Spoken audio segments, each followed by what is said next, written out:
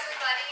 Thank you for taking some time out of your day to come here and learn about the benefits open enrollment meeting. My name is Christy Runkle. This is Brian Morris. We are from Silverstone Group, and we work on the benefits side. This is Patrick Fay here. He's also from Silverstone Group from our Omaha office, and he'll be talking a little bit about your retirement plan in a little bit after we talk about the medical plan and all that. Okay? So, typically, you guys have had like an August 1st open enrollment for your medical plans. So try to get everything on the same schedule. From now going forward, open enrollment will be January 1 of every year. Okay? So this is your annual opportunity to make any changes that you want to your medical, dental, or vision plans. If you want to switch whatever tier of coverage you're in, if you're in family and you want to go to single plus dependents, or maybe you're in single and you want to add your spouse and kids and go to family, this is your once per year opportunity to do that. There will be 2 plan options. We'll talk about that in a minute, but if you want to switch from the traditional plan you're in today to one of the other options, you can do that. So for the medical, dental, and vision, that's pretty much what we're here to talk about today for 2015. Okay? So as long as you are a full-time employee working at least 30 hours per week, you are eligible to participate in this open enrollment. Okay? You can enroll in coverage for yourself, also your legal spouse, and your children up to age 26. Some of you might remember healthcare reform says that you can cover your children up to age 26 under your health plan. Doesn't matter if they're married, doesn't matter if they're working and have coverage through their own employer, doesn't matter if they live with you or not, you can cover them under your health plan. Okay?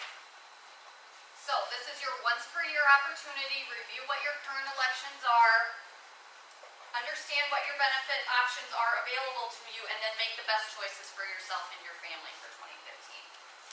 Okay? When I say your annual open enrollment opportunity, it is a true open enrollment. Like I said, you can switch plans, you can switch coverage tiers, so on and so forth. Outside of this annual open enrollment opportunity, you have to have what the IRS calls a qualifying event in order to make changes mid-year. Okay? These are some examples of what those changes are. Birth of a child, marriage, divorce, status change. That means like from part-time to full-time or vice versa. If your child turns age 26 and needs to come off the plan. If you acquire more children, those types of things.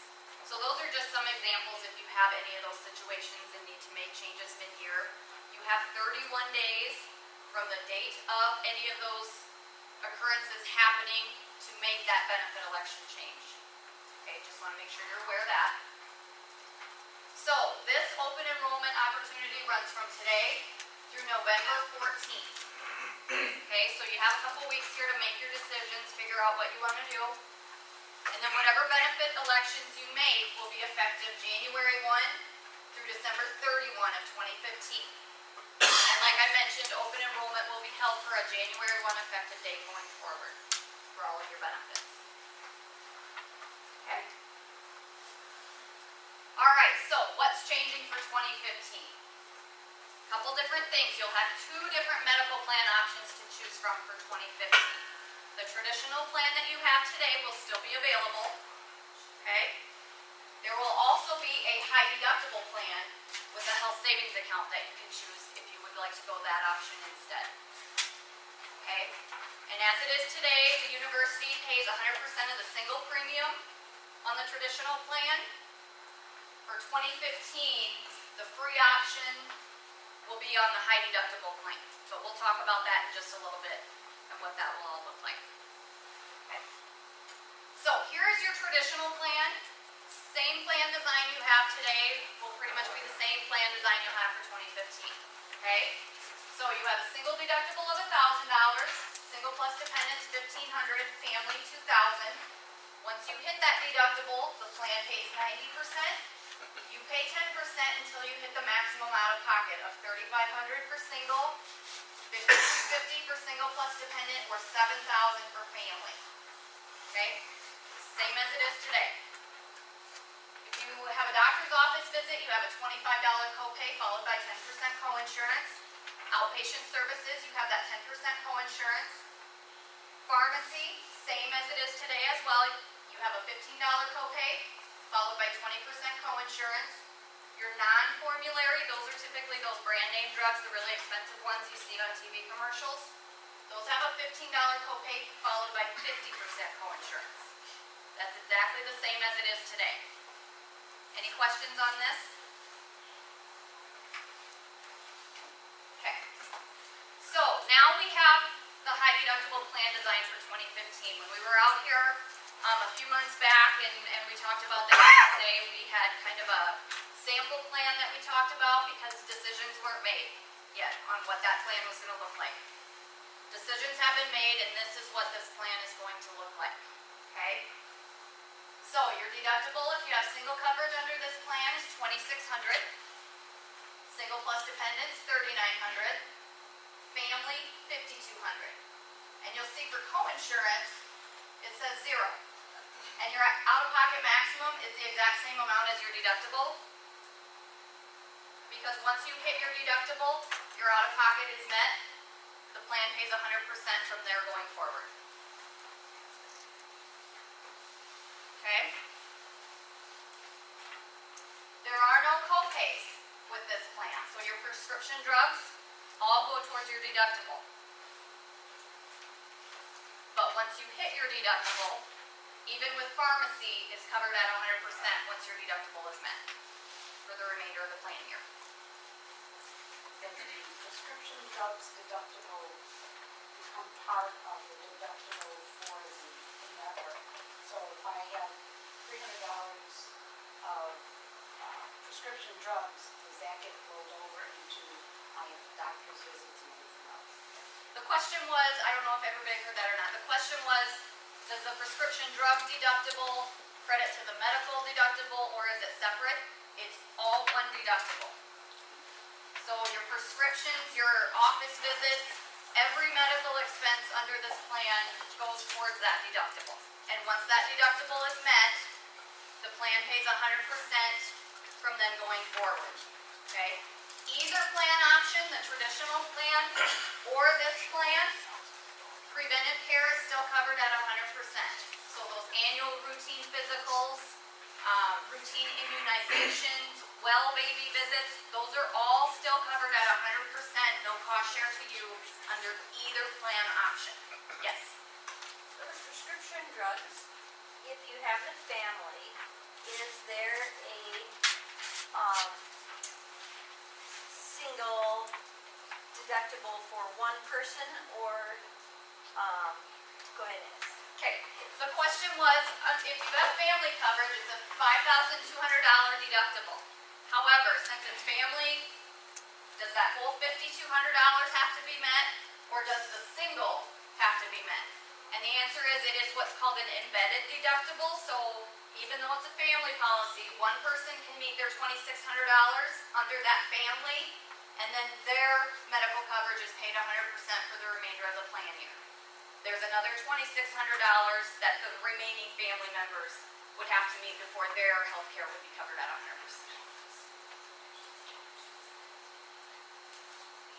Great questions. The university has also designated, if you enroll in this high deductible health plan and you open up a health savings account, the university will give you $400 into that health savings account to help you get started. And that will be throughout the year in 2015. We'll talk in just a moment on when those, well, I guess it is up right up here. $200 they're going to put in there the first payroll in January, because they realize in January you might have some expenses and might not have a lot of money in there yet. $100 they're going to put in with the payroll in July, and the remaining $100 with the October payroll. Question. Is that a one-time event or a yearly event? Every year that will be reevaluated. So for 2015, the university has designated $400 is what they're going to put in. This time next year, they'll reevaluate and see if it will be the same, if it'll be more, if it'll be less. We don't know. But we expect there to be something. I believe that's the intention, but yes, that has to be evaluated every year. Yep.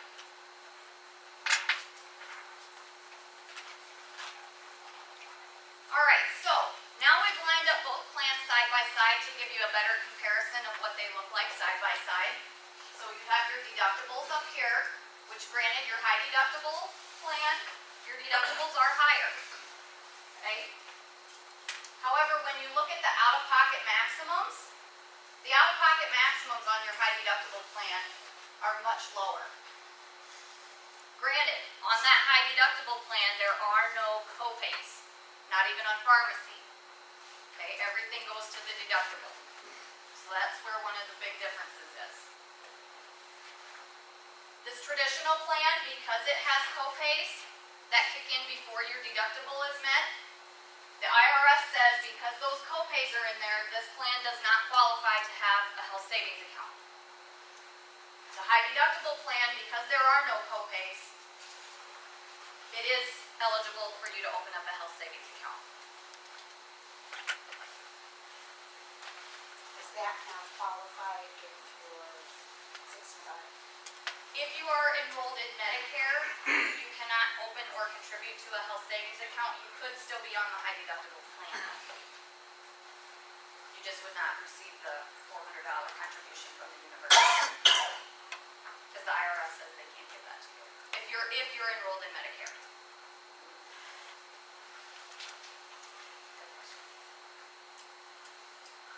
Okay. All right, so here is what the premiums will look like for 2015. Okay? Like I had mentioned, the single option on the high deductible, that will be the one that's at no cost to you. I know we refer to it as the free option. Technically, it's not free. The university is actually paying the premium for you. It's free to you, but the university is actually paying that for you as a benefit, which is a huge benefit. We don't have hardly any clients that do that, so that is a huge benefit. Okay? Single plus dependent for that high deductible plan will be $224.65 per month, or family coverage $551.19 per month. Plus, keep in mind, if you enroll in that high deductible plan and open up an HSA, the university will also give you $400 to put in that HSA. The traditional plan, if you want to stay in that traditional plan, you certainly can. It's still available to you. For single coverage, it will start costing $75 per month starting in January. Single plus dependent will be $299.56. Family will be $626.49. Okay. Also, I want to mention all these slides, after all the meetings are done tomorrow, Becky is going to put those out for everybody so that you can access this and have a record of it for yourselves too. Okay. If it's just my husband and I, is it single plus dependent or is it family? Single plus dependents is actually single plus child or children. So if it's just you and your spouse, you would have to have family. Well, they have spouse, employee and spouse too, the college. You have the rate, Yes. you still have family coverage, but you have a spouse rate that you apply. If that's different than this Yeah. 626? Yeah, it is. Yes, and that's something done internally at the university. Blue Cross Blue Shield, this is their rate, so it's something separate that the university does. What is the value of that single, saying zero because the university's paying it? What's the university? I don't have what the total contributions are. I want to say, yeah, about $450. For single. It's probably about $800 to $900 on the single plus dependent, and probably about $1,300, $1,400 on the family for that top line.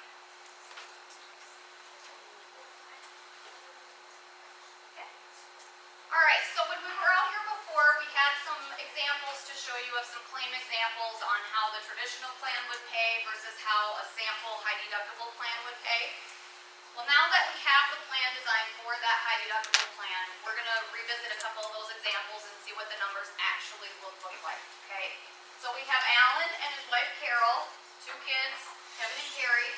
Alan hypothetically works for the University of Jamestown. He's trying to decide, should I enroll in that traditional plan and put $2,000 into my medical flex reimbursement account, or should I enroll in the high deductible plan and put $2,000 into the health savings account.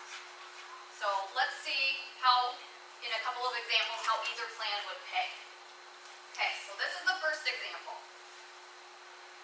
Alan has one office visit at $125, one chiropractic visit for $45, one preventive visit because he had his annual physical like we're all supposed to do, right? One generic prescription, and remember preventive care is paid at 100% under either plan option. Okay? Now, in this example, Alan enrolls in single coverage for himself here at the university. The wife and kids are covered under the wife's policy at her employer, okay? So he just has single coverage here, okay? So his office visit copays of $25 plus 10% coinsurance, that totals $35. His chiropractic was a $20 office visit copay plus 20% coinsurance for $25. And he had a $4 generic prescription for amoxicillin, so that totals $64 that he had in medical expenses for the year. Okay? Alan pays $900 in premium because he pays $75 per month times 12 months, so $900 that he pays in premium for the year. Okay? So if we add up the $64 in expenses, the $900 in premium, his total out of pocket is $964. Okay? So Alan put $2,000 into that medical flex reimbursement, but he's only got $64 in actual medical expenses. So at the end of the year, he still has $1,900 left in that flex account. Medical reimbursement flex, as most of you know, is a use it or lose it at the end of the year. So if he does not have additional medical expenses or dental or vision to the tune of $1,900, he loses that at the end of the year. It does not roll forward, it's gone. Okay, any questions on that example? Okay. Same thing, but under the high deductible plan. Okay. So he had his office visit for $125. He had to pay the full $125 because there are no copays. So that goes towards his deductible. The chiropractic visit for $45. He had to pay the full $45 again, no copays. So that went to deductible, and his $4 generic prescription went to the deductible. So total, he had $174 in medical expenses under that plan. Okay, so if all you're looking at is what he had in expenses, $64 versus $174, if that's all you're looking at, you're probably wondering why would he do the high deductible, right? So let's move a little bit further. Alan pays $0 in premium for that plan because that's the free option from the university. The university pays 100% of that single premium, okay? So his total out of pocket, he pays nothing for the single premium. The university is giving him $400 into that health savings account. So his $174 in expenses is covered because the university is giving him $400. So if he puts $2,000 into his health savings account, the university puts $400 into his health savings account. He has $174 in expenses. At the end of the year, he has a little over $2,200 left in his savings account, and it stays there. Rolls to the next year because those dollars, it is an individually owned bank account owned by you, not the university. So those dollars stay there until you actually pull them out and use them. So how does the individual put money into their account? A couple different ways. Through payroll, similar to medical reimbursement flex. The university, we'll get to it in a minute, but the university is going to pick one vendor that they will provide a direct deposit to house all the health savings accounts. However, they are still individually owned by you. Okay?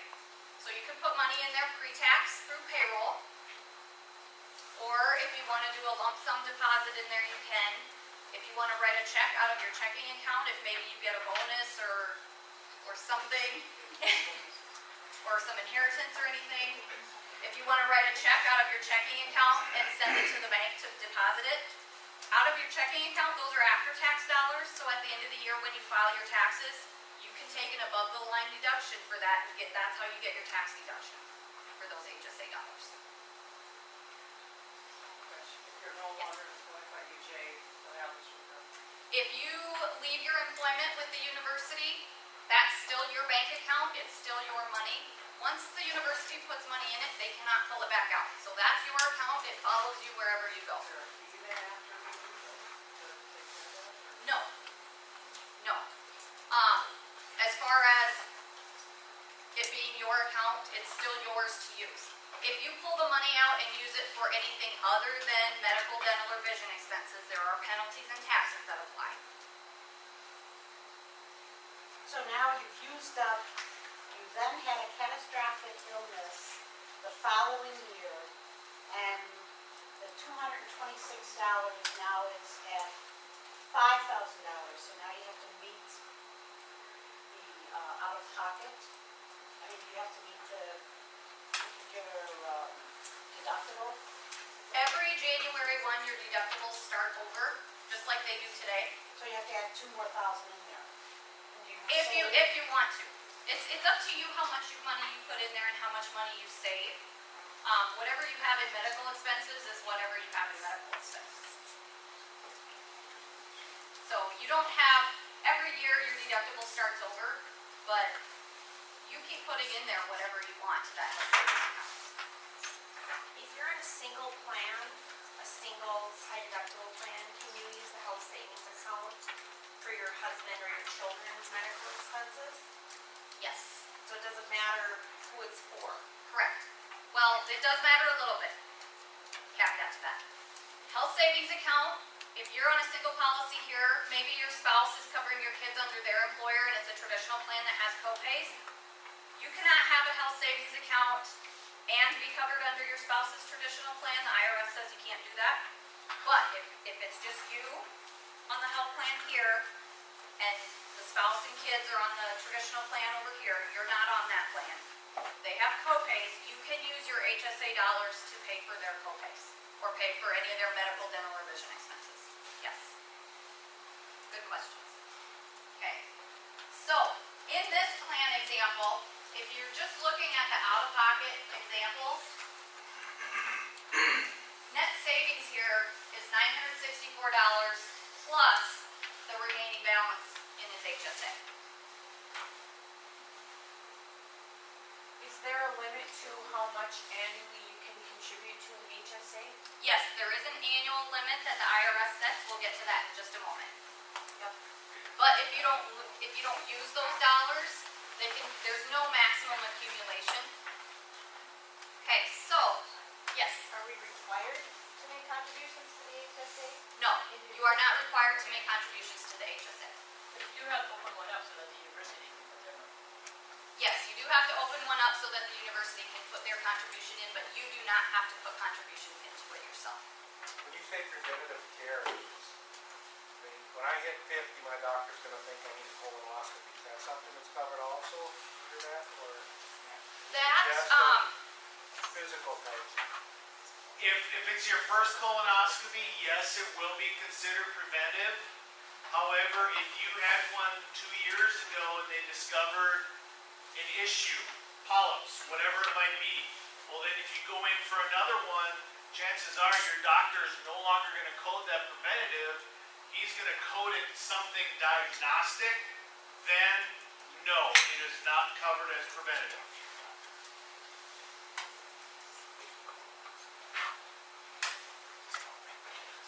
okay, so in this example, Alan has family coverage, and they have a heavy claim year, okay? So Alan and his family have 12 office visits that total $1,500. The wife, Carrie, had an ER visit that totaled $1,200.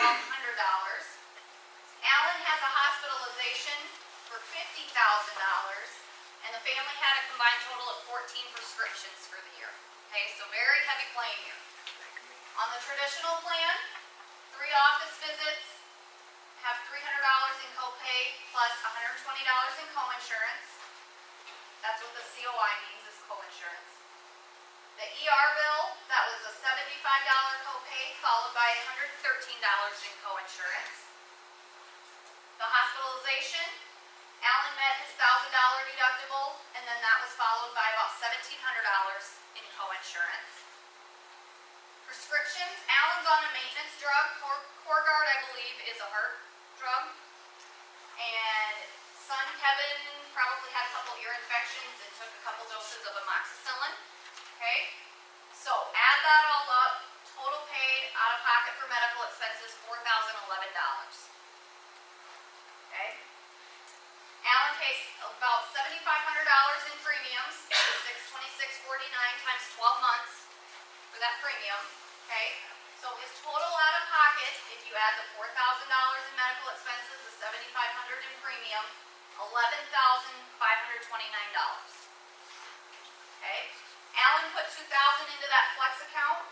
He had $4,000 in expenses, so he blew through all of his flex money, and he still had a little over $2,000 that he still had to pay out of pocket for his expenses that year.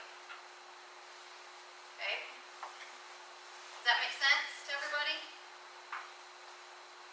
Okay. If Alan was on the high deductible plan, those $1,500 in office visits all apply to the deductible. That $1,200 emergency room bill goes to the deductible. For the hospitalization, about $1,000 of that went to the deductible. And for the prescription drugs, almost $1,200 went towards the deductible. So all total there, $4,933. Okay, and again, if you just look at the top numbers up here, about $900 difference in medical expenses. Okay? But if you look at the premiums under that high deductible plan are a little bit cheaper. $6,614 in annual premium. That's the $551.19 times 12 months.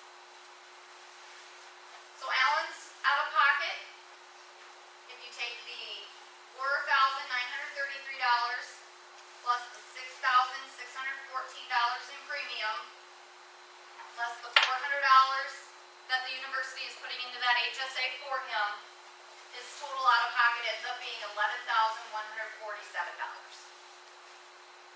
Okay, so he put $2,000 into his health savings account. He's got medical expenses of $4,933.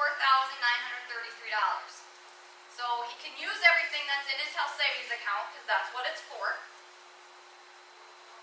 Or he can work out a payment plan with the hospital and still put more money into his HSA and then pull it right back out to pay the hospital bill so that he gets his tax advantage on it. Another advantage with the HSA, if Alan wants to, if this is happening in the middle of the year, he knows he has some big medical expenses, he can change his HSA contribution through payroll at any time throughout the year. Those of you that participate in the medical reimbursement flex, at the beginning of the year, you designate how much you're going to put in that flex account, and you cannot change it. You're stuck with that for the year. The HSA, you can change from month to month if you want to, what you put in there. Also, once in your lifetime, the IRS will allow you to make a direct rollover from an IRA into your HSA. The IRA has to be in your name because the HSA is in your name. We ran into an issue with a previous client that the IRA was in the spouse's name. Well, the IRS will not allow that transfer. Okay, question? Is it true with Flex, well, in a combination of Flex and HSA, when you make, you can be reimbursed Flex dollars that haven't been taken out of your paycheck already, correct? Correct. But with an HSA, you can't pay for it if you're paying If the monthly. dollars aren't there. If the Right. dollars aren't there. Yep, it is a true bank account similar to your checking and savings account. You can't spend the dollars that aren't there. Where with the flex spending accounts, those are actually front loaded, meaning that the university is actually fronting those bills for you. So maybe you put $2,000 into the flex account. You have that $2,000 in the flex to use January 2nd.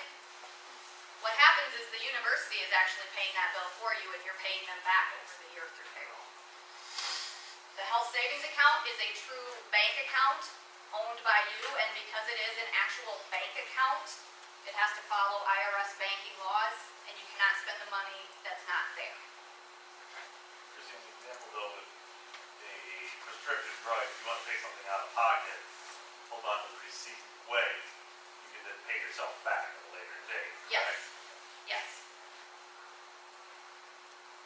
Yep, so if you open up a health savings account and enroll in this plan for January 2015, granted, you cannot use HSA dollars that you put in there in 2015 to pay 2014 expenses. The IRS says you cannot use those HSA dollars on expenses that were incurred before the date the HSA was opened.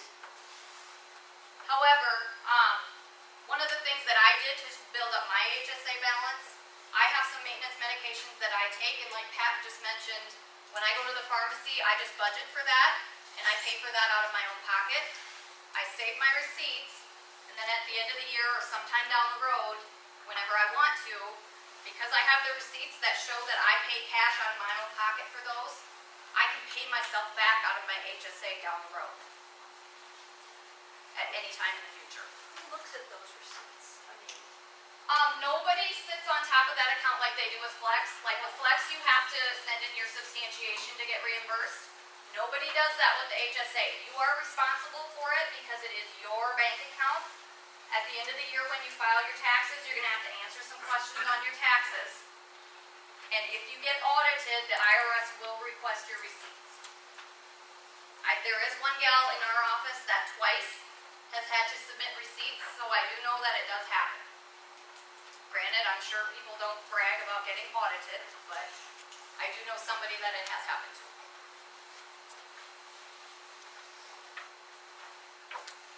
Any questions on those examples?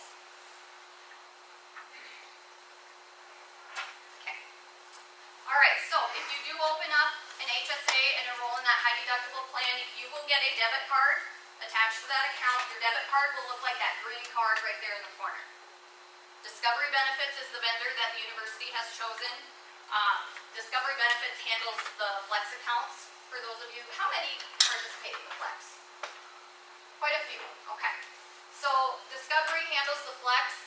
They will also be handling the HSAs, okay? And they're very good at what they do, okay? do you get more than one card? You can. You will get one card to start with, and then you can either call them or go online to get additional cards at no charge. So whatever you put into this, when you are getting prescription drugs or any drugs, you can use the Discovery card to pay that off. So you wouldn't need a receipt, or would you still need the receipts? I always recommend you keep your receipts just in case you are audited to prove that the expenses that you paid out of your HSA were legitimate medical expenses.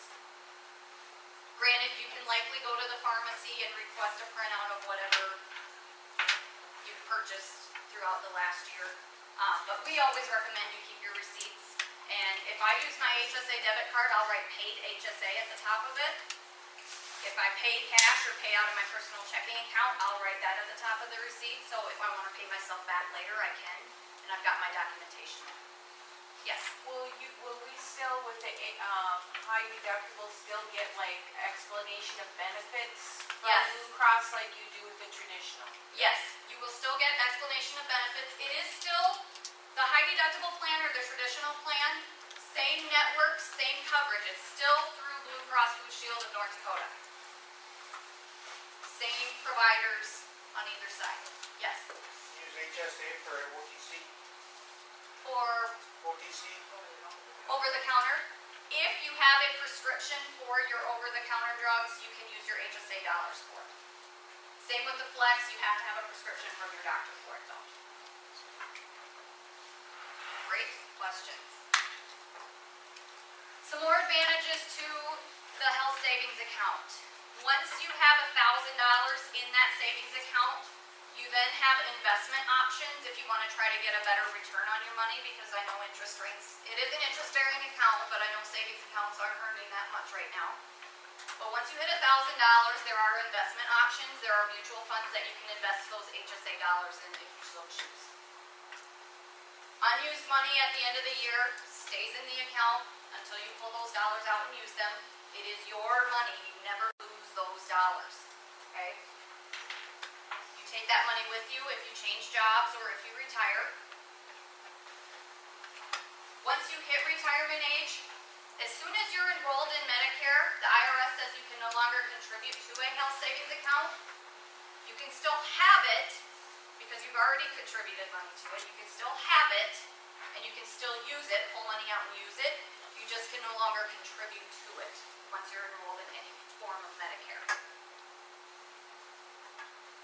Yes, Any form of it. any form of Medicare. So IRS, I'm sorry, it's not me.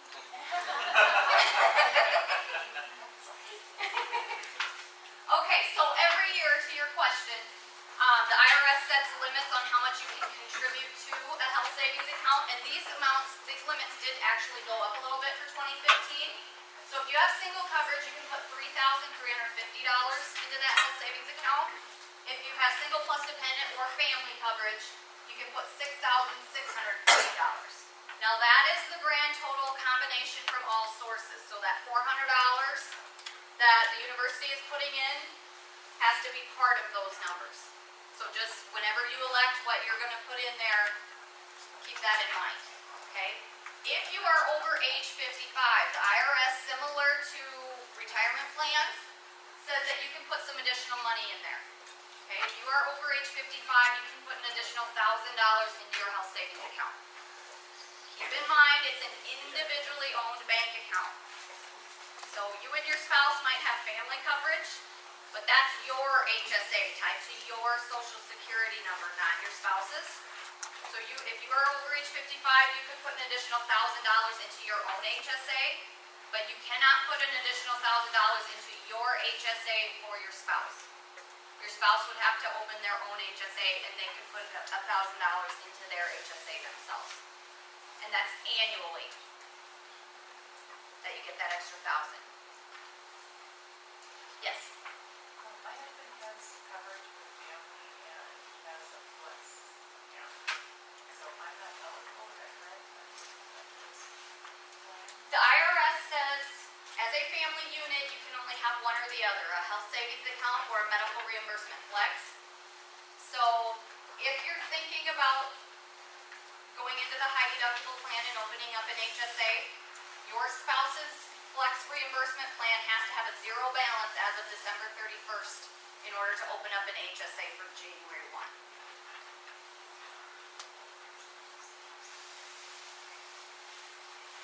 The IRS doesn't make it easy, I apologize. That rollover, okay, so Yes. say you have an IRA, can you just roll over part of it, and then is the money available right away? You can roll over up to those limits. And leave the Keep rest? in mind, the university's gonna put $400 into there too, but it is a once per lifetime, but as soon as the money's in there, it's available to use.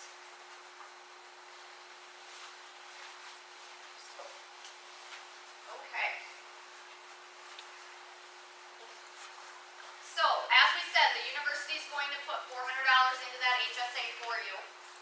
$200 with that first payroll in January, $100 with the July payroll, and $100 with the October payroll.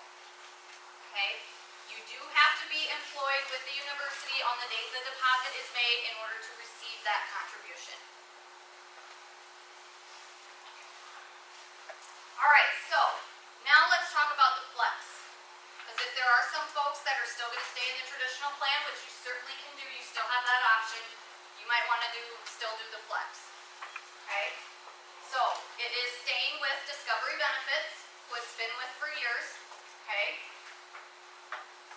There was an enrollment for this back in June, for June 1, and some communications went out to you guys at that time, just to keep in mind that it was only for a short plan year. We're going to start it over again for January 1, moving everything to a January 1. So that's what's happening now. So if you want to participate in the flex reimbursements, effective date will be for January 1 for whatever elections you make there. Okay? And just a reminder, to your point over there, the IRS says as a family unit, you can only have a flex spending account, a medical reimbursement flex, or a health savings account. You cannot have both. You can have an HSA and do the dependent care flex. You can do that. It's just the medical reimbursement that's the issue.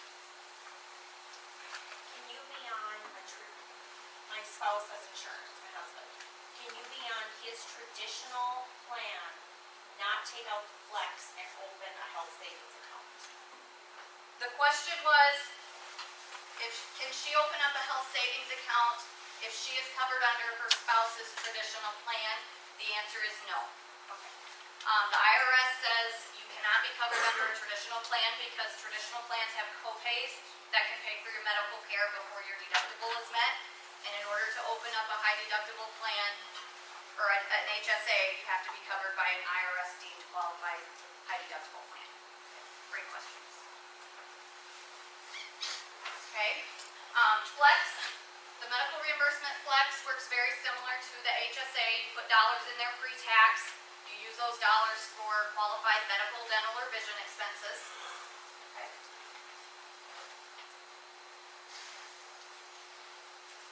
I do always recommend, because the flex is a use it or lose it at the end of the year, be very conservative with whatever elections you're putting in there. Because like in those examples where Alan put all that money into his flex, that first one, at the end of the year he had $1,900 left and nothing to spend it on, so he lost that money. Okay. It's your money. I know I could find a lot to do with $1,900. I'm sure you could too. Right? Okay. The IRS, same limits that have been for the past year for the flex. $2,500 for the medical reimbursement flex. $5,000 for the dependent care if you're single or married filing jointly, or for the dependent care if you're married filing separately. They say you can put $2,500 into that dependent care flex. Okay. Any questions on that? Yes. If you have an HSA, you can pull money out, I understand, but are there penalties outside of taxes that you would pay on it if you want to use it for something other than medical expenses? Yes. If you were to, I use the example, I'm a Black Friday shopper, I don't know about any of you, but let's say Black Friday, I want to go buy that big screen TV for my husband's man cave that he's been asking for, and so I swipe my HSA, I go to Target, Target has a pharmacy, so I can use my HSA card, and guess what, it's going to go through, because Target has a pharmacy. So that HSA debit card is going to process through, and I can pay for my TV with my HSA debit card. But at the end of the year, when I file my taxes, because that TV is not a qualified medical, dental, or vision expense, I will pay ordinary income tax on the dollars I spent on that TV, as well as a 20% penalty.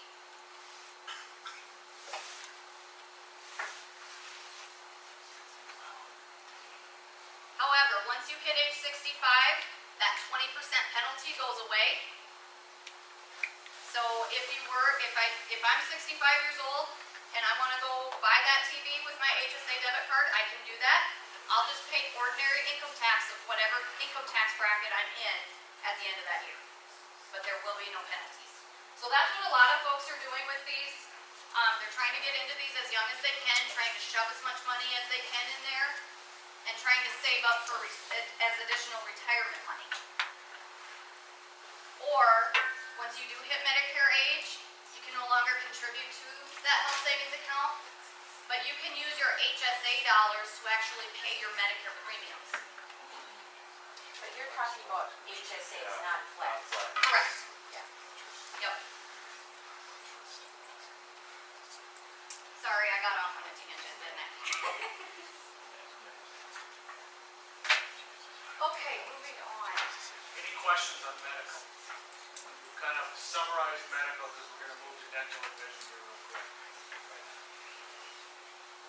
Yes. If you have an HSA before, and I asked this question, and I don't remember the answer, but if you have an account already from a previous job, that then needs to be closed and moved to new account. You It doesn't have to be. So you can have multiple Yes, you can have accounts. multiple HSAs. It's just whatever you contribute to them in aggregate cannot exceed the annual contribution limits. But And is yes, there you any- don't have to roll that one in there. You can let it sit where it's at.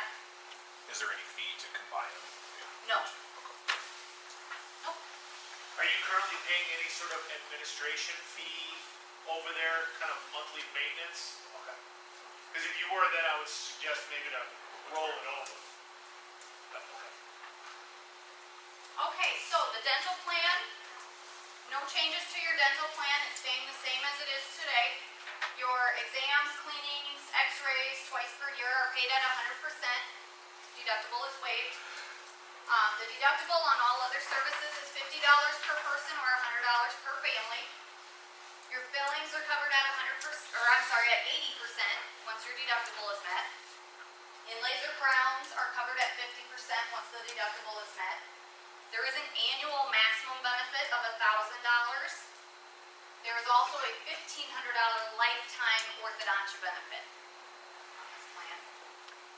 And your premiums, if you have single coverage, the university pays 100% of the single premium, so there's no cost to you to be on the dental plan. If you have single plus dependent coverage, it's $49.34. Or if you have family coverage, it's $69.81 for 2015. Any questions on the dental? Okay. Vision, same plan design as you have today. That's not changing either. Okay. So you get a vision exam covered at 100% for everyone age under 19 every year. Every other year if you are over age 19. Lenses and frames or contacts are covered at 100% annually for those under age 19 or every other year for those over age 19. There is a frame allowance of $100. Again, the university pays 100% of the single premium, so there's no cost to you for that. Single plus dependent is $10.18. Family is $15.64 per month. Okay, any questions on the vision?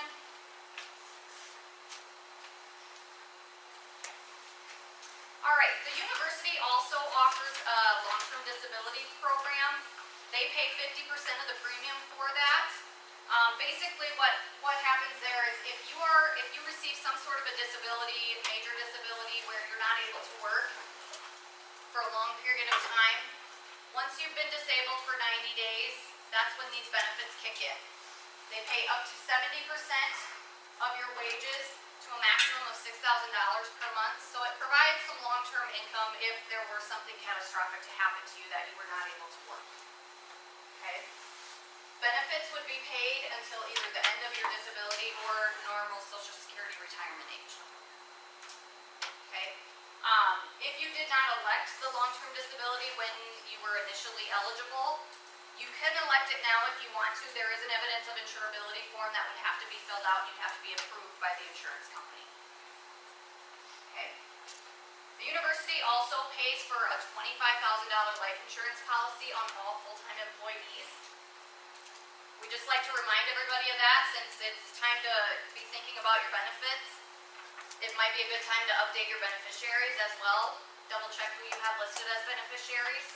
We all get really busy and, we have kids, we get married, get divorced, whatever it may be. So it's always a good time just to double check who you have listed as your beneficiaries and maybe update that. The university also offers voluntary life insurance that you can purchase. The rates are here as well as they are on the handouts that Becky had sent out.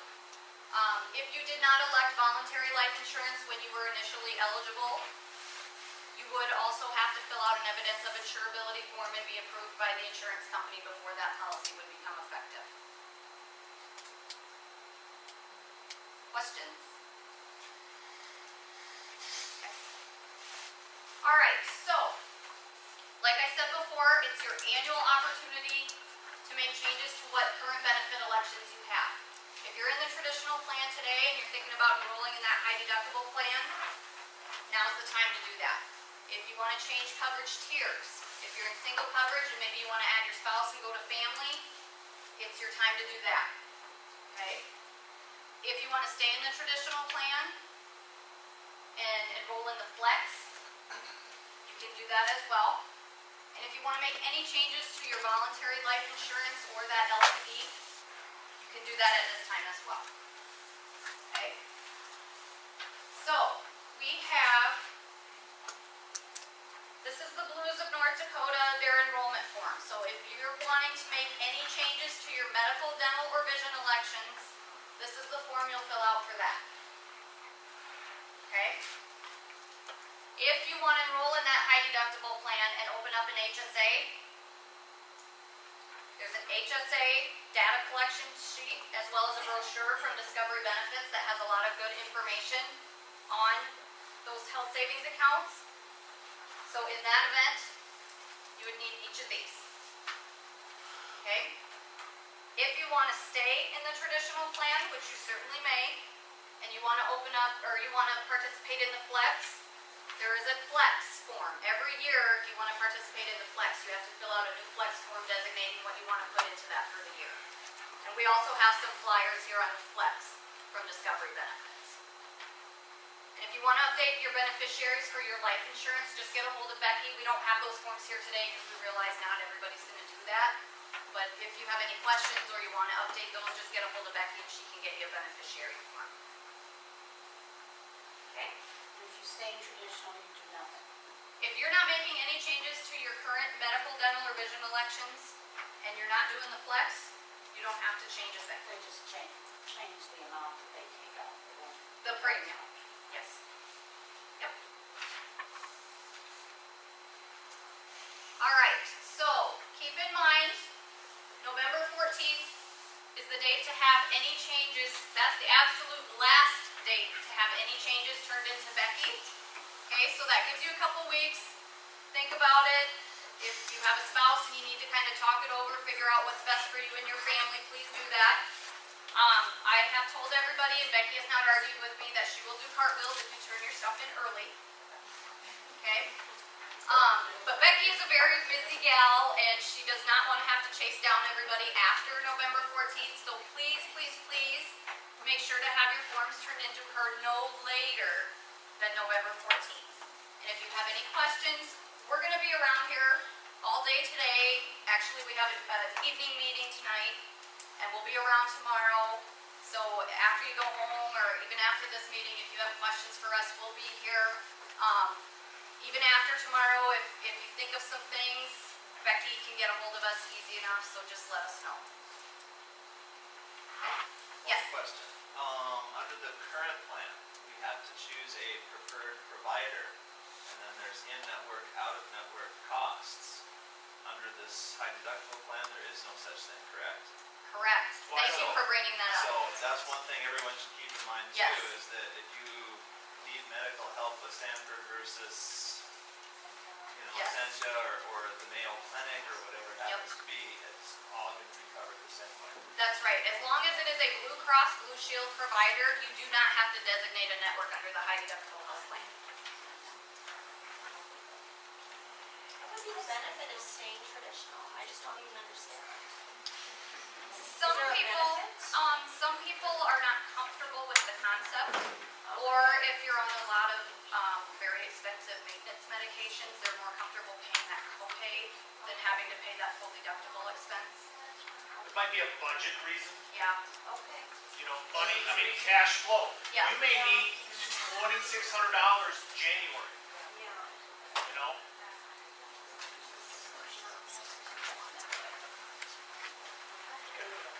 Yes. That's a little bit of a good thing you said last time. And this time I noted, which is okay, but both of your examples were very low pay and very high pay. I sort of was at least under the impression that someone sort of mid-range might do better under the tradition. Is that not true? That's where it can go either way. Yeah, okay, it really Yep. can. How much can it go either way? It really depends on the Is expenses. there that big of a range?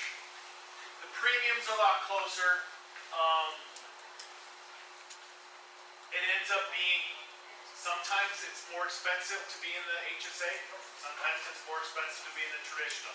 By roughly how much? I mean, is there even a... Plus or minus $500. Okay. Thanks. That's not right. Yeah. That's where the crapshoot is. Usually, people that enroll in the high deductible are usually the ones that never go to the doctor, or they go all the time and hit their max every year. Because you know where the cap is on that. On your traditional plan today, you still have co-pays and all that stuff, as it is today. Well, on the high deductible, you don't. once you hit your out of pocket, you're done for the rest of the year. Because I'm consistently right in the middle. Seriously, yeah, I have a daughter with special needs. So seriously, so we're never right at the top, but we're never nothing. It's always right. Well, now that you know where the premiums are coming in, and you kind of know, from a claim aspect, keep in mind on those prescriptions. Today you pay a copay and then some co-insurance. You may want to go to the pharmacist and say, how much is this total? What's the allowed charge? That's one of the major, Yes. of that $500 is the copay. Yep.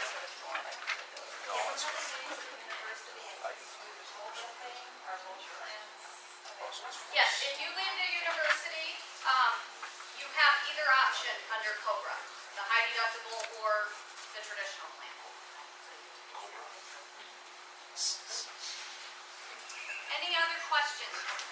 Yes. I have insurance here, it's traditional or whatever I have, traditional as a single. And also on my husband's insurance, so this is primary, this is secondary. If I were to go with the high deductible, how does that work? I mean, when I go now, I never pay because they bill my primary, then they send the rest to his. That would still be handled the same way. So with the $2,600 max out of pocket, I would go, and they would apply whatever that is to the $2,600, and then that bill would actually go to his insurance, and then we could be left with whatever percentage. Right, right. With whatever his plan, however that designated, whether it be a copay or. We can't fully answer that question because we don't know what his, insurance is, but it'll be treated the same. I mean, 2,600 is your upfront deductible. And, So when I would go, because they know I have to have insurance, because I would pay to pay this $2,600 cash.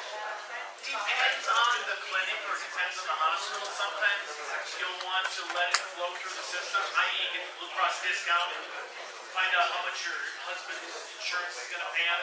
Then there might be a balance at the end where you would have to pay. Yes. Yep. But if your husband's plan is a traditional plan that has copays, you would not be eligible to open up an HSA. But you could still do the high deductible. Also, if he has an HSA, you can also do an HSA. But you cannot exceed that 6650. Unless you're both over 65. Not quite. You look 30. Thank you. It's my birthday Saturday. Oh, happy birthday. Okay, so this is Pat Bay. He'll talk to you about some of those retirement plan changes that are coming up. We wanna pass out. Yes. They're right at your feet. I hit them under the candy.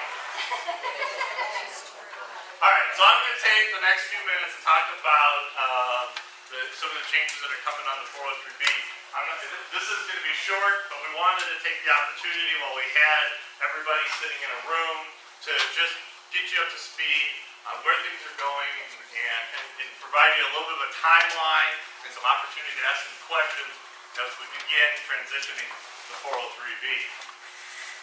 So, just kind of quick agenda today that we're going to look at is just where we are, looking at today's plan, what the plan's going to look like going forward, the process that we went through to making the decisions that were made, what that transition experience is going to be like, and then we're looking certainly for any feedback from you and then kind of wrap this up, all right? So again, just like you've been doing this whole time, we open this for questions. It's much easier to answer questions than it is to just sit and listen to me talk. But we'll provide you the venue to initiate those questions. Go ahead. All right, so currently, the goal of the university is really to try and provide the most competitive retirement plan that we possibly can. And for some of you that may or may not realize it, but the rules recently changed as to the way 403Bs needed to be administered. The IRS and DOL is looking for them to act much more like the private sector 401ks that maybe some of you have experience with, some of you may not. So we really wanted to take some steps. How do we improve the current plan? How do we get everything under compliance with the new rules? And what's the best route going forward so that we provide you the best plan possible? Currently, the plan that you have is multiple providers. So you can have different individual annuities that you can be investing through. You can have different mutual fund families that you're investing through. There's a lot of different moving parts that are out there. One of the things that we need to do is control all those moving parts and bring everything in-house for reporting purposes, making the plan more efficient, for giving us more control over the plan and looking at everything. One component too is if you're using TIA Craft currently as your investment provider, one of the investments, just one of the investments, the traditional account, which is also their guaranteed interest rate account, a lot of times people don't realize that account has a 10-year lockup. So if you have money going into that traditional account, and you retire next week, or you terminate and go to work someplace else, and then you say, I want to roll that money over, TIA Craft's going to require you to wait 10 years to get all of your money, 10% at a time, over that period of time, okay? So that's one thing to take into consideration. What we see is a lot of people say, I want to have full access to that money. I want it to be liquid at the time I need it. Here's a great way to get that clock started, should we need to do that. And then finally, we've not seen the level of communication with the individual accounts that we need to, customer support, especially from the university standpoint.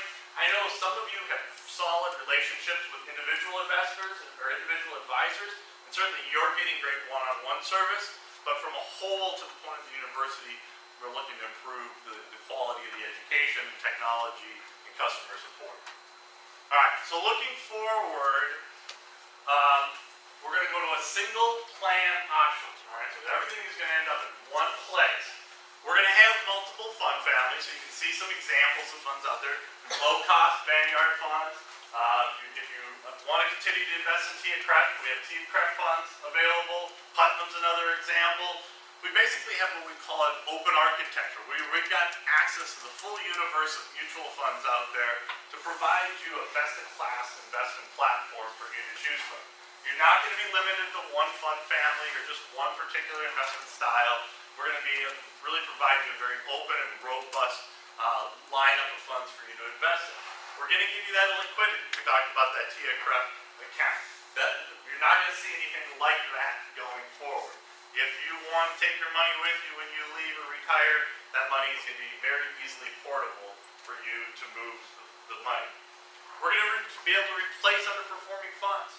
Currently, if you're sitting in an annuity, and you've got a list of 80 funds that are available to you, there's no way to remove one that's underperforming and replace it with one that's performing. You're locked into the list of funds that are there. We're going to meet, we being Silverstone, is going to meet with the committee here at the university on a regular basis, and we're monitoring that core lineup. So if a fund is underperforming relative to its peer group or relative to its benchmark, we'll be able to pull that fund out and replace it with a fund that's performing better. So you've got more oversight as to the investment options that are going to be available to you, so that you know that what you're investing in are high quality, low cost investment choices, all right? And then we're going to provide what we think is enhanced employee communication. You're going to see a lot of materials and communications coming out, and they're going to look like this, which Brian just passed out for me. So this is just one of several that you're going to see in the next 6 weeks, and this is going to continue on to the plan, all right? So we're going to look at doing more robust employee communication, one-on-one meetings, a lot of different tools for you to help you make the decisions regarding your 403B plan. And finally, it's going to all be cost competitive. Not in all situations, but for example, we've looked at a few different accounts that are out there. If you were to move into the plan, your cost would be half of what it is now. All right? The reason for that is because we're going to be able to use the efficiencies of the entire plan, take advantage of economies of scale, and give you pricing on the total plan dollars versus your individual account, right? So you're not going to have commissions up front. You're not going to have higher cost investments or annuity options. You're going to be able to use the economy scales of the total plan. And as this plan continues to grow, the more dollars that come into it, the quicker those costs begin to go down. So it's a very cost competitive situation for most people. Not 100%, because you all have money in different places, but for most people, this is going to be a pretty significant savings. Okay? All right. So let's talk a little bit about the process. We put together a selection committee that reviewed the options that were available for the university on the 403B plan. We did a very formal RFP, requested proposals from lots of different providers, and did final on-site presentations from the three that you see there, TIA Craft, Principal Financial, and Mass Mutual. And those are probably the three largest providers in the not-for-profit space or higher education universe. These are all experts in the 403B space. When we looked at it and interviewed everybody, we wanted to focus on your investment options, so flexibility. We want to make sure they're low cost. We want to make sure that they're open architecture, no proprietary funds, those types of things. Total cost of offering the plan and the services to the participants of the university. Their communication approach, how are they going to communicate this change and ongoing communication? How are they going to help educate people, make sure that they can retire? And then finally, the last part was culture. Who do we just think was going to fit best with the University of Jamestown, the way that you do business, the way that you like to be approached? Okay, so we looked at all of those things. In the end, the decision was to use Mass Mutual. So Mass Mutual will be out here and begin to help us through that transition. And you can see the three main reasons that we looked at them. They were low cost, they provided investment flexibility, and they really have a unique approach to the education that we think that you are going to really appreciate. So what's the transition going to look like? It's going to start on December 15th, 2014. So basically your first payroll in December. The transition will take place in Mass Mutual. We're going to have ongoing communication, so the Mass Mutual is going to be out here for 2 different weeks coming up. So the week of November 10th as well as the week of December 8th. Group meetings will be held the first day of that week, and then you're going to have one-on-one meetings available to you. All right. Now, if we look at our little brochure here, you get the whys of Mass Mutual and how can we help and all the important stuff there. You'll notice one of the pieces there talks about the Mass Mutual Concierge Service. Let me tell you a little bit about that because this is one of the main reasons we looked at them or decided to choose them. Mass Mutual is going to be sending out another flyer here in the next couple weeks that's going to have an 800 number on it. You're going to call that 800 number. That 800 number is going to be dedicated to the University of Jamestown. You're going to pick up the phone. You're going to get a person on the other end of the line and say, "Welcome to University of Jamestown Concierge number. How can I help you?" And you're going to say, "I want to schedule my one-on-one meeting." So you're able to do that through the 800 number at Mass Mutual. Now, certainly, if you want to go to Becky, she can help get that scheduled too. But as Christy said, she's going to be a little busy chasing everybody down on enrollment forms, right? So we're going to encourage everybody to use that 800 number to sign up for the process. Once you get your meeting set up, the Mass Mutual representative on site is going to walk you through everything that you're going to need to know regarding the plan. All right, and help you make decisions in terms of deferral rates and everything like that. So it's going to be a very customized one-on-one approach. Now, in regard to that, this next line is an important thing to keep in mind. Those of you that have money in a different investment provider, if you have a great relationship, or if for some reason it does not make sense for you to move that money over, you do not have to move your money from your current place. We encourage you to.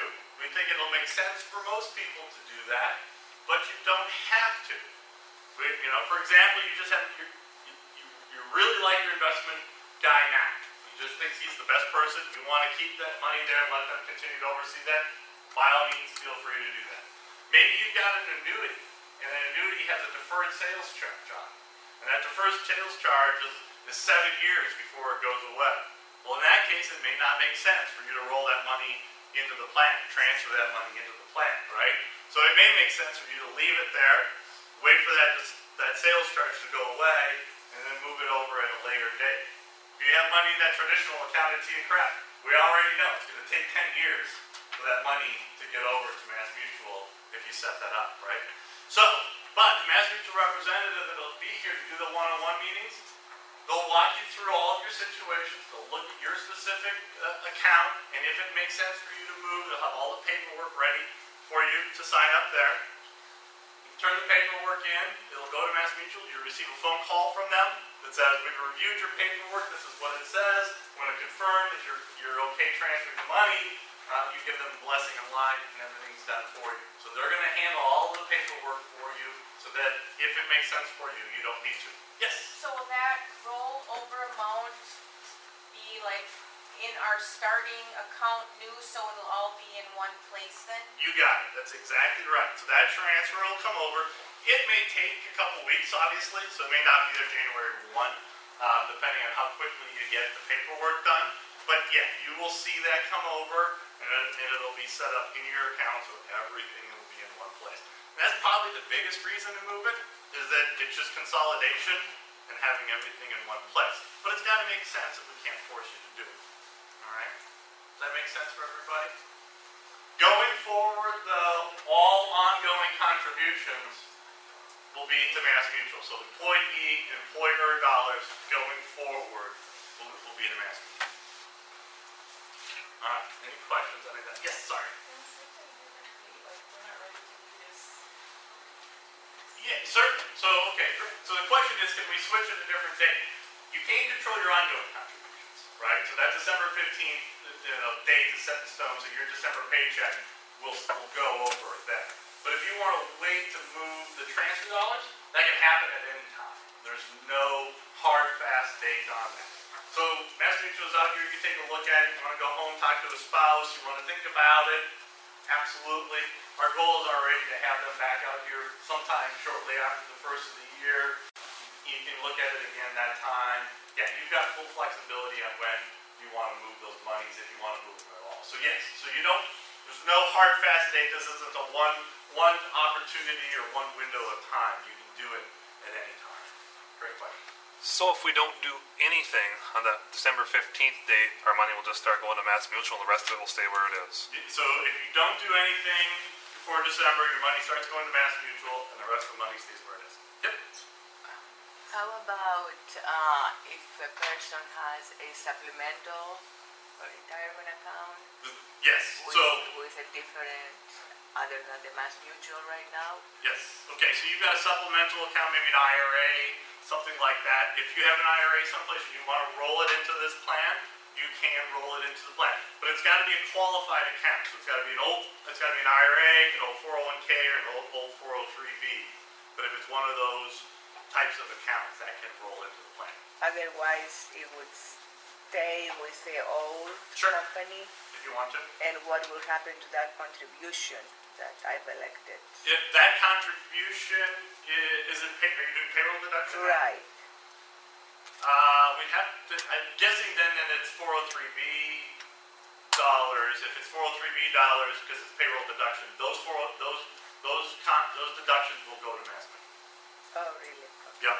So any payroll deduction now, whether it's 403b plan or supplemental 403b plan. So already said we've got multiple plans now. You get the 403b plan and supplemental 403b plan. Those plans are all going to come together as one plan under Mass Mutual, okay? Which simplifies everything there. But so any deductions in either plan will go to Mass Mutual. But the school will only match the 5%. Schools can only match the 5%. Yeah. We had a question before. It said, well, I want to contribute more than 5%. And I don't want that money going to Mass Mutual. Can I have that money go someplace else? You can. It can't be payroll deduction. You'd have to set up some type of a deposit, a contribution out of the checking account or something like that. But you really want to be careful as to whether or not that made sense. Because most of the time, if you're making those contributions, you're paying some type of a commission, maybe 5 to 7% for those dollars to move, depending on where it is. So, so do you really want to pay 5 to 7% when it costs you nothing for the dollars to be deposited into the plan through Mass Mutual? So those are the things you'll just want to consider in that situation. Is there only going to be a traditional 403b, or will there be a Roth option available as well? No Roth option at this point. And certainly that could be open for discussion. We talked about it. There wasn't enough demand today to make it available, but when we start to hear, if you start to hear that some, send that feedback to Becky, and we can begin to tally whether or not it makes sense to have Roth at some point. it's a relatively easy thing to add. We want to keep everything as simple as we've been through the transition, and certainly make those kind of changes at a later date. Any other questions on any of that? Do you want that option? Can you make it happen or not? If the You want Roth, the Roth? I would say that's really up to you guys. 'Cause right now, that's what we do have that option right now. No, you do not now. You don't have Ross Fargo. No. So you can, right now if you wanted to, you certainly can set up a Roth outside. But to my point, what I just said is you don't want to pay the commissions, then it may make more sense to have it here. So I would, structurechange.org, petition for Roth. But no, I mean that's a great feedback. If we hear that there's enough demand for it, we certainly can consider it and look at it. Yeah, it's an easy change to make. It's more work on the side of the payroll, but we can talk about that. So she's the one you gotta get to agree to it. So. Mass email, yes or no, Rob.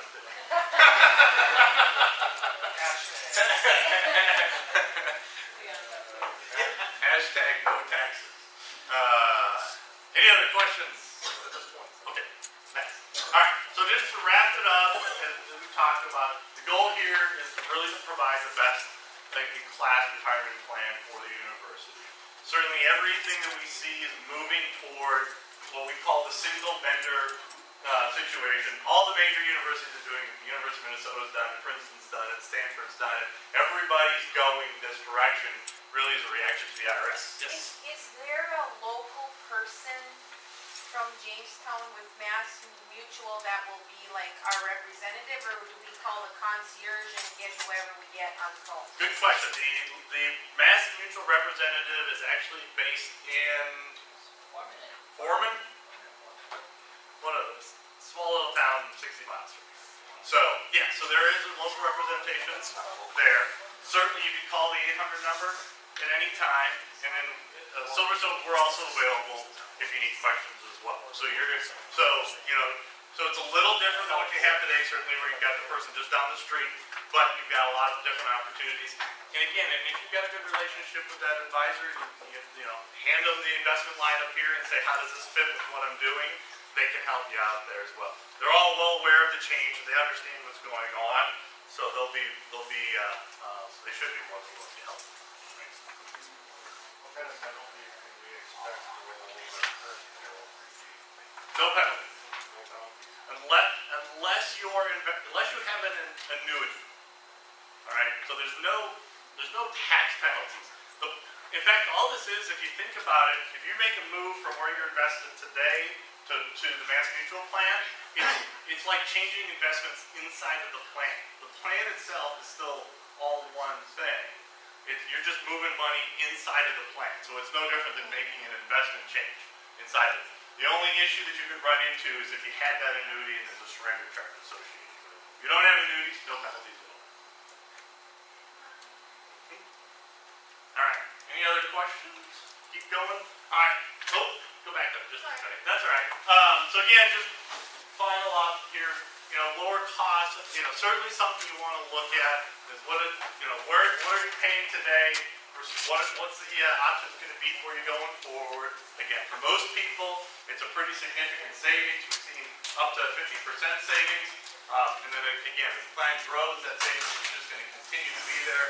And then we think the flexible investments and then that increased oversight that you've got as somebody else keeping an eye on this for you are all big features. So keep a lookout for anything that looks like this coming up. We'll want everybody to sign up for the one-on-one meetings. The 800 number will come out. And again, same thing. We're around the rest of the day today, most of the day tomorrow. So if you have any questions, let us know. Otherwise, we'll be back out in a couple weeks. Yes?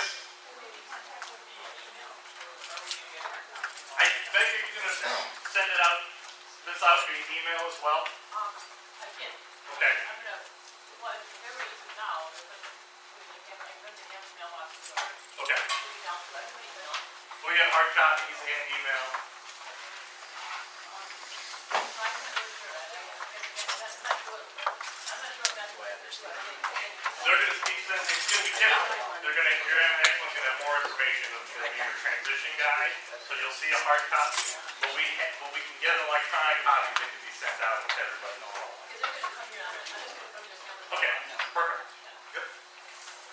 Yes? And we cannot set up individual meetings with Mass Mutual unless we talk to them on the 800 number? You can set up a meeting through Becky if you want to. We're just encouraging everybody, because they're gonna keep the calendar on their end. So that'll be a more efficient, yes, this time is available to you. If you go to Becky, she may have to get back and forth a couple Correct. times, because she won't necessarily have the live calendar in front of But her. we need to wait for that 800 Yeah, number. the 800 number is not live yet, Yes. so. And it but will it's- be provided to us in a form like In a this. form like this, sounds like Becky's gonna get the hard copies and stick it into your campus-wide mailboxes, so you'll see it that way. We'll send I think we can send an email out to everybody too, with the 800 number, let everybody know it's up and running, so. And also, when the dates that they're gonna be here, we want the faculty, at least do the November one, because you guys are supposed to finals and that, so we want the faculty to try and do the November meetings. You know, I mean, staff can do the November meetings too, but faculty should definitely try and do the November meetings, to avoid the, you know, that close to the final week and that. Keep That in makes mind. sense to everybody, so faculty, November, to avoid fines.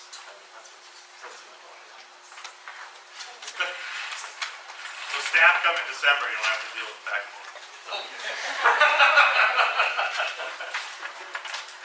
All right, anything else? Thank you all for your time, and